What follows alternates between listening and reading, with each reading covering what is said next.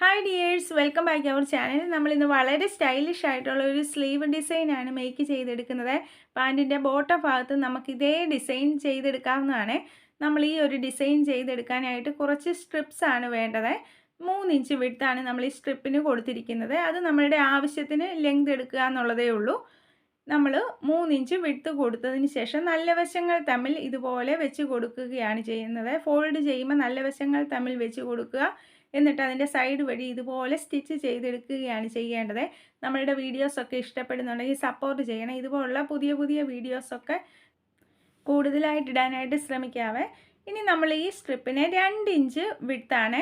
നമ്മൾ 2 ഇഞ്ച് വിഡ്ത്തിൽ ഇതുപോലെ മാർക്ക് ചെയ്ത് കൊടുക്കുന്നു. എന്നിട്ട് ഈ 2 ഇഞ്ച് വിഡ്ത്തിൽ ഈ പീസസിനെ എല്ലാം നമ്മൾ ഇതുപോലെ കട്ട് ചെയ്ത് എടുത്തിരിക്കുകയാണ്. ഇപ്പം നമ്മൾക്ക് 2 വശത്ത് ഹോളുണ്ട്. അതിലത്തെ ഒരു വശത്തെ ഹോൾ എന്നിട്ട് നമ്മൾ ഇതുപോലെ സ്റ്റിച്ച് ചെയ്ത് കൊടുക്കുകയാണ് ചെയ്യേണ്ടത്. ഈ ഓരോ പീസിൻ്റെയും ഒരു വശത്തെ ഹോൾ നമ്മൾ സ്റ്റിച്ച് ചെയ്ത് നമ്മൾ ക്ലോസ് ചെയ്ത് കൊടുക്കണേ.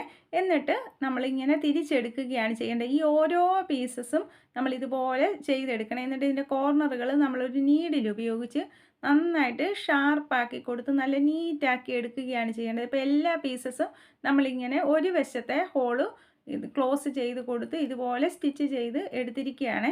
എന്നിട്ട് ഇതെല്ലാം നമ്മൾ അയൺ ചെയ്തെടുക്കണം. ഈ ഓരോരോ പീസസും നമ്മൾ അയൺ ചെയ്തെടുക്കണേ. ഇപ്പം നമ്മൾ നല്ല നീറ്റായിട്ട് ഇതുപോലെ അയൺ ചെയ്തെടുത്തിരിക്കുകയാണ്. ഇനി നമ്മൾ സ്ലീവ് 16 ഇഞ്ചാണ് നമ്മൾ സ്ലീവിന് ലെങ്ത് കൊടുത്തിരിക്കുന്നത്. വിഡ്ത്ത് നമ്മൾ ബോട്ടം ഭാഗത്ത് ഒരു 7 ഇഞ്ചോളമാണ് വിഡ്ത്ത് കൊടുത്തിരിക്കുന്നത്.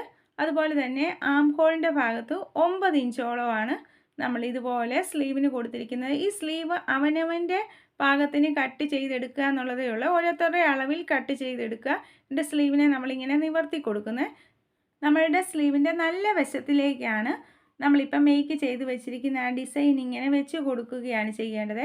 ഓപ്പൺ ഭാഗം നമ്മൾ ഇതുപോലെ ഇങ്ങനെ താഴെ വരുന്ന രീതിയിലാണ് വെച്ച് കൊടുക്കേണ്ടത്. ഓരോരോ പീസസും ഇങ്ങനെ നമ്മൾ വെച്ച് കൊടുക്കണം. ഒന്ന് തമ്മിലുള്ള ഡിസ്റ്റൻസ് നമ്മൾ 1 ഇഞ്ചാണ് കൊടുത്തിരിക്കുന്നത്. 1 ഇഞ്ച് ഡിസ്റ്റൻസിൽ ഇങ്ങനെ വെച്ച് കൊടുക്കണേ.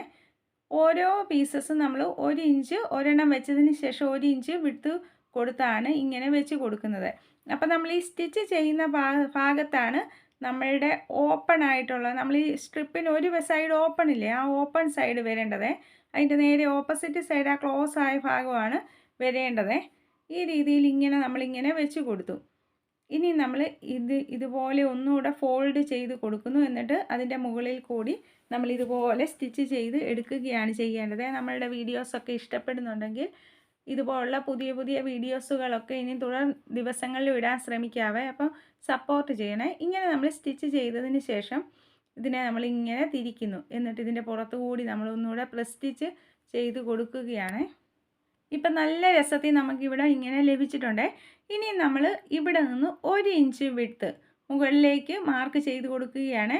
1 ഇഞ്ച് വിഡ്ത്താണ് നമ്മളിങ്ങനെ മാർക്ക് ചെയ്ത് കൊടുക്കുന്നത്. എന്നിട്ട് ആ ഭാഗം നമ്മൾ ഇതുപോലെ വരച്ച് നല്ല നീറ്റായിട്ട് കൊടുക്കുകയാണ് ചെയ്യേണ്ടത്.